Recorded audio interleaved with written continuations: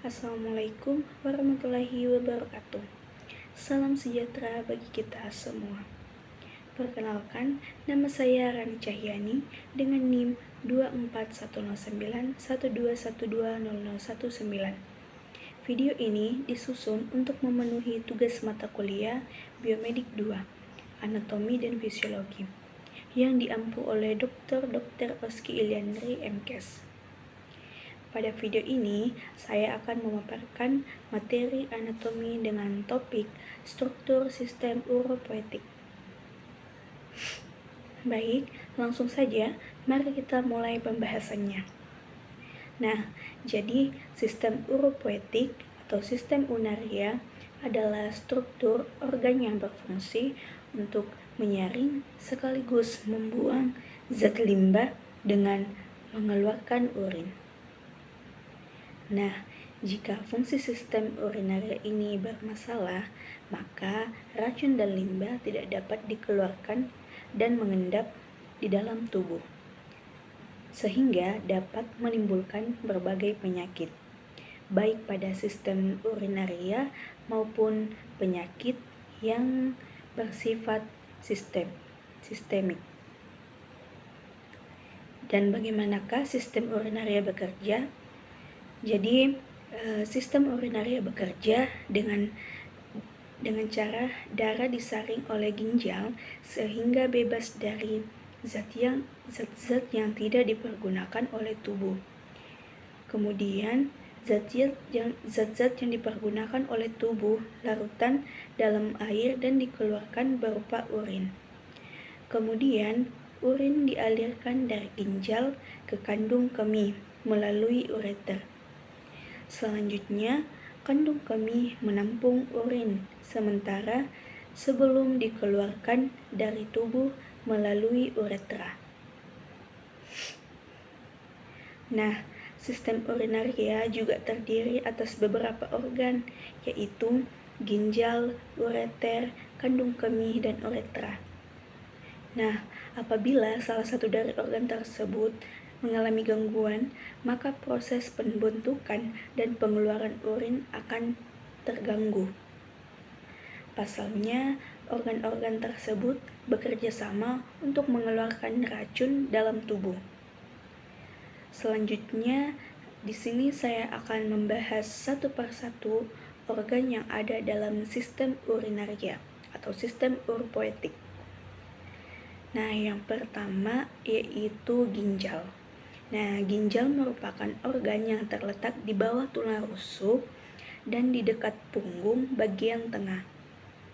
Adapun beberapa fungsi pada ginjal dan terbagi atas dua fungsi, yaitu fungsi ekskresi dan fungsi non-ekskresi.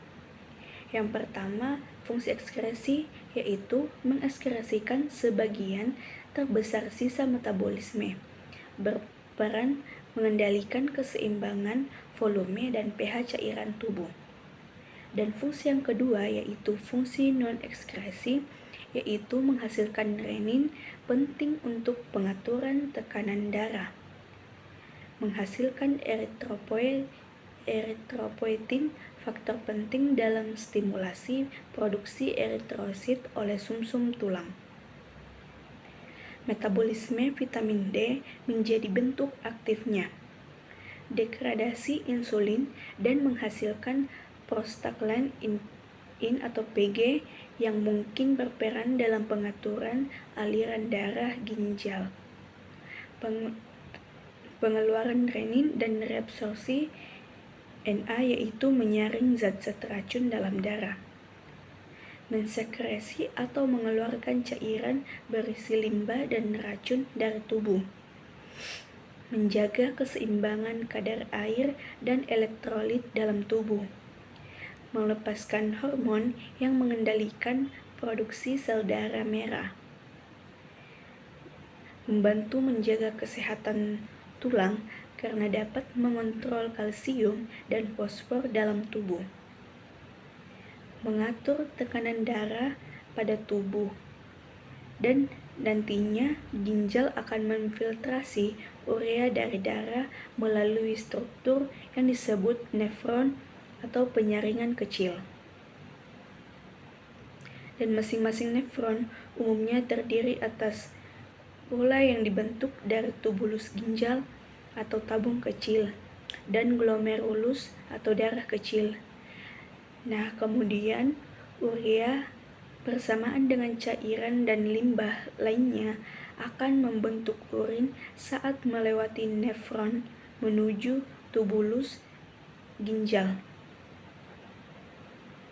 Yang kedua yaitu ureter. Nah, ureter adalah saluran muskuler berbentuk tabung yang menghubungkan ginjal dengan kandung kemih. Adapun fungsi dari ureter dalam sistem urinaria adalah menyalurkan urin dari ginjal ke kandung kemih. Nah, pada kondisi ini, otot-otot di dinding ureter biasanya akan mengencangkan dan mengendur untuk menurunkan urin dari ginjal. Kemudian, setiap 10-15 detik, sedikit demi sedikit urin akan mengalir dari ureter ke kandung kemih. Nah, apabila urin tidak terhubung dengan kandung kemih atau justru kembali naik, kondisi tersebut berpotensi menyebabkan masalah kesehatan, seperti dengan penyakit ginjal atau infeksi lainnya. Yang ketiga yaitu kandung kemih. Jadi, kandung kemih merupakan organ yang berbentuk seperti piramida terbalik yang terletak di perut bagian bawah. Nah, fungsi dari kandung kemih dalam sistem urinaria adalah menampung urin, yang mana kandung kemih pada orang dewasa mampu menampung sekitar 300 dan 500 ml urin. Ketiga organ ini penuh, akan timbul dorongan untuk buang air kecil. Yang keempat yaitu uretra. Uretra merupakan saluran yang menghubungkan kandung kemih dan lubang saluran kemih pada ujung vagina atau penis. Nah, uretra pada wanita cukup pendek, yaitu sekitar 4 cm, berbeda dengan uretra pria yang dapat mencapai 20 cm.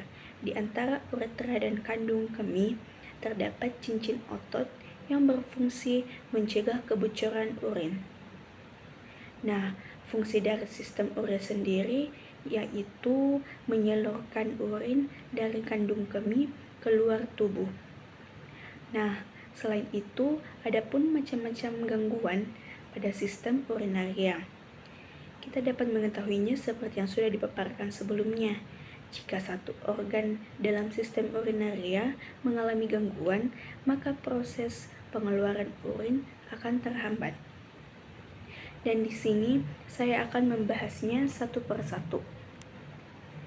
Jadi, gangguan yang pertama pada sistem urinaria yaitu sindrom nefrotik. Jadi, sindrom nefrotik adalah kondisi di mana kadar protein dalam urin mengalami peningkatan. Nah, kondisi ini dapat terjadi karena kerusakan di nefron ginjal yang fungsinya menyaring limbah dan cairan berlebih dari darah. Dan pasien dengan sindrom nefrotik umumnya mengalami pembengkakan pada bagian-bagian tubuh, seperti yang dapat kita lihat pada foto di sebelah PPT. Dan sindrom nefrotik dapat merupakan masalah bawaan akibat kelainan membran ataupun akibat penyakit autoimun dan metabolik SLE, diabetes, amyloidosis, dan lainnya. Nah, gangguan yang kedua yaitu inkontinensia urin. Inkontinensia urin merupakan kondisi yang banyak dialami oleh lansia. Mengapa begitu? Karena kondisi ini terjadi ketika fungsi saraf atau otot kandung kemih dan saluran kemih mengalami gangguan, sehingga proses buang air kecil tidak terkontrol dan sering menyebabkan penderitanya mengompol. Gangguan yang ketiga yaitu infeksi saluran kemih. Infeksi saluran kemih atau ISK, infeksi yang umum terjadi di sistem urinaria. Infeksi ini dapat terjadi pada saluran kemih hingga ginjal. Nah, pada kasus ini, wanita memiliki risiko lebih besar mengalami infeksi salur kemih daripada pria karena ukuran uretranya yang pendek. Dan gangguan yang keempat yaitu batu saluran kemih. Nah, batu saluran kemih ini terbentuk dari endapan mineral pada urin yang mengkristal pada sistem urinaria. Contohnya seperti batu ureter, batu ginjal, atau batu kandung kemih. Nah, semakin besar batu yang terbentuk, maka resiko timbulnya penyakit akan semakin tinggi pula. Dan gangguan yang kelima yaitu sindrom nefritik. Jadi, sindrom nefritik merupakan peradangan yang menyebabkan ginjal mengalami pembengkakan. Nah, kondisi pada penyakit ini atau gangguan ini bisa mengakibatkan nyeri panggul, nyeri saat buang air kecil, hingga terjadinya perubahan warna urin menjadi kemerahan atau keruh. Adapun nyeri perut dan pinggang serta pembengkakan di wajah dan kaki. Nah, sindrom nefritik dapat dipicu oleh riwayat infeksi dan peradangan. Yang keenam yaitu gangguan uretritis. Nah, gangguan uretritis adalah kondisi ketika uretra mengalami peradangan. Kondisi ini umumnya disebabkan oleh infeksi atau bakteri yang berkembang di saluran kemih. Beberapa gejala uretris diantaranya rasa nyeri serta peningkatan frekuensi buang air kecil. Nah, adapun gangguan yang terakhir yaitu gangguan gagal ginjal. Nah, pada gangguan ini merupakan kondisi di mana ketika ginjal tidak mampu lagi menyaring darah dan membuang cairan serta racun dari tubuh. Nah, kerusakan pada ginjal ini bisa dipicu oleh berbagai faktor, mulai dari faktor dehidrasi berat dan penggunaan obat-obat tertentu, hipertensi, dan diabetes yang tidak mendapatkan penanganan dengan tepat. Kondisi ini ditandai dengan adanya terjadinya sesak napas, berkurangnya volume urin, pembengkakan di kaki, wajah pucat dan lemas. Nah, selanjutnya adapun pembahasan tentang pemeriksaan urin. Nah, pada pemeriksaan urin ini dapat beberapa hal, diantaranya yaitu adalah pemeriksaan urin rutin meliputi pemeriksaan fisik, pemeriksaan kimia, dan mikroskopis. Pemeriksaan fisik menggambarkan volume, warna, kejernihan, bau, dan berat jenis. Pemeriksaan kimia dan mikroskopis mendeteksi dan atau mengukur beberapa zat dalam urin. Nah, urin yang berwarna merah atau coklat tua mungkin mengandung darah. Urin yang berwarna keruh bisa jadi pertanda adanya infeksi pada saluran kemih. Urin yang berbusa patut dicurigai sebagai kemungkinan penyakit ginjal. Dan urin yang normal dan sehat berwarna kuning pucat atau kuning bening. Nah, demikian pemaparan materi mengenai sistem uropoetik yang dapat saya sampaikan. Semoga video ini dapat memberikan gambaran yang jelas dan bermanfaat dalam memahami anatomi sistem ini secara menyeluruh. Terima kasih atas perhatiannya. Wassalamualaikum warahmatullahi wabarakatuh.